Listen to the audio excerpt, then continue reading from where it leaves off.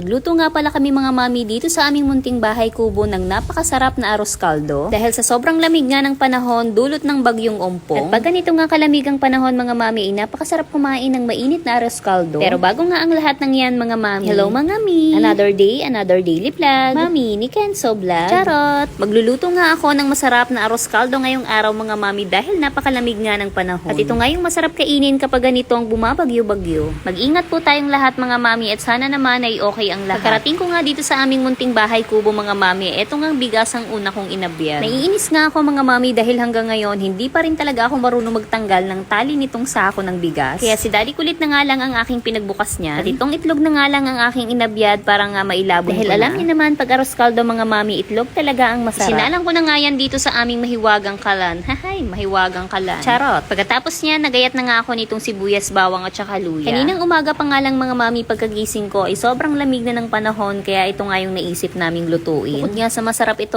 tipid pa. Charot. Tanghali na nga nang makapunta kami dito sa aming munting bahay kubo mga mami kaya ito, tanghalian at merienda na abot pa. Pagkahugas ko nga ng bigas dito mga mami ay nagisa nga lang ako dito ng luya, sibuyas, bawang. Tapos eto ngang manok. Nakakatuwa naman sa pagluluto kong ito mga mami dahil katulong ko nga ang inyong daddy kulit. Dahil sa mga oras na yan nga mga mami ay siya nga ang aking taga-video. Syempre, ganun talaga, tulungan tayo. Dahil pag sila nga ang nagbablog dito sa ating munting bahay kubo ay ako naman minsan ang kanilang taga-video. Kaya nga minsan mga mami kapag nakakasama nga kami ni baby kulit dito sa aming munting bahay kubo, halos gusto ko na dito rin ako magbablog. Dahil bukod nga sa may taga-video ako dito, kapag dito ako nagbablog ay mas maalwan nga ditong kumilos. Tapos ko nga palang maigisa yan mga mami, ayan, nilagyan ko na nga siya ng tubig para mailagay ko na rin yung bigas. Syempre, nilagyan ko na nga rin yan ng asin, paminta at saka magic sarap. May nakita nga rin pala akong dahon ng sibuyas dito mga mami sa ating munting bahay kubo, kaya ayan at ginayat ko na rin. Tapos nung medyo luto na nga yan mga mami, nilagay ko na nga yung itlog. Hindi ko pa nga yan natitikman mga mami pero parang napakasarap na. At eto nga mga mami at luto na nga ang ating napakasarap na arroz caldo. At dahil ako nga ang nagluto niyan mga mami, kaya naman ako ang unang titikim. Charot. Bago ko nga pala yan tikman mga mami, iniligyan ko nga pala yan itong dahon ng sibuyas na ginayat ko kanina. Syempre, mas masarap nga pala yan kapag merong kalamansi. Kain po tayo mga mami. Grabe naman at napasarap nga yung luto ko. Eto na mga mami at meron na kayong idea kung ano yung lulutuin nyo ngayon. Tamang-tama nga ito pag ganito kalamig yung panahon. Tinatawag ko na nga dyan mga mami yung mag-ama ko para sabay-sabay na nga kaming kumain. Dahil bukod nga sa malamig na panahon mga mami, at masarap kumain ng mainit na arroz caldo, mas lalong sasarap yan kapag kasabay ang buong pamilya. Kaya kung nilalamig ka nga ngayon, eto na nga yung lutuin mo. Masarap na nga, masustansya pa. At sigurado nga ako mga mami na mapapakain nyo talaga yung mga anak nyo dito. Tingnan nyo naman at ganadong-ganado nga kumain ng batang makulit. Syempre naman, masarap ang luto ng mama niya.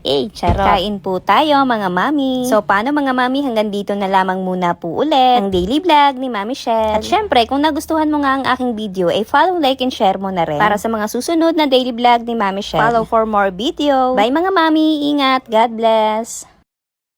Meron nga pala akong ipakikilalang laro sa inyo, ito ang Wagi Plus. At dito sa Wagi Plus ay napakarami mong laro na pwede mong pagpilian. At isa nga pala sa mga nilalaro ko dito, itong Super Ace. At so ngayon, susubukan nating maglaro ngayon dito. Isang paalala na bawal ang larong ito sa mga bata at sa 21 years old pababa. At be responsible na ang larong ito ay pwede lamang sa 21 years old pataas. At sa mga ganitong laro nga, hindi ito sa pilitan at meron ditong nananalo at natatalo. At syempre, ang itataya mo lamang dito ay yung kaya mo lang at yung kaya mo lang mawala. At para nga lang ito sa may mga extra income. At gawin nyo nga lang pala itong libangan. At dahil nananalo nga tayo dito ay mamimili nga ako ng mabibigyan ko ng 500 sa nagre-register at magpa-follow, like, and share ng aking video. Kaya naman mag-comment ka na at isama mo na rin ang GCash number mo. Dahil baka isa ka na sa mapipili ko na mabibigyan ko ng bonus. Kaya ano pang iniintay mo, mag-register ka na at mag-comment ka na dito sa aking video. At tingnan nyo naman kung magkano ang napanalunan ko.